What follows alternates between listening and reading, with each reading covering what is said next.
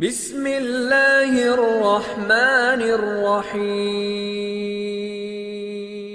قربانی کے مسائل میں ایک مسئلہ یہ آتا ہے کہ گائے یا اونٹ میں کتنے حصے دار شریک ہو سکتے ہیں، کیونکہ بکری یا بھیڑ کے اندر تو ایک ہی حصہ ہوتا ہے، یعنی ایک ہی شخص اس کے اندر شریک ہوتا ہے، جبکہ گائے اور اونٹ کے اندر زیادہ لوگ شریک ہو سکتے ہیں۔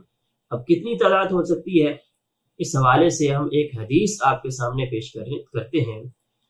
سیدنا عبداللہ ابن عباس رضی اللہ تعالی عنہما فرماتے ہیں کہ ہم نبی صلی اللہ علیہ وسلم کے ساتھ ایک سفر میں تھے اور اس دوران عید الاضحیٰ آ گئی، تو اب ہم نے کیا کیا؟ فرماتے ہیں فاشترکنا فی الجزور عن 10 والبقرۃ عن 7۔ فرمایا کہ ہم اونٹ میں تو 10 آدمی شریک ہوئے، لیکن گائے کے اندر فرمایا ہم 7 آدمی شریک ہوئے۔ اس کا مطلب یہ ہے کہ اونٹ میں 7 نہیں بلکہ 10 آدمی اور گائے میں 7 آدمی شریک ہو سکتے ہیں۔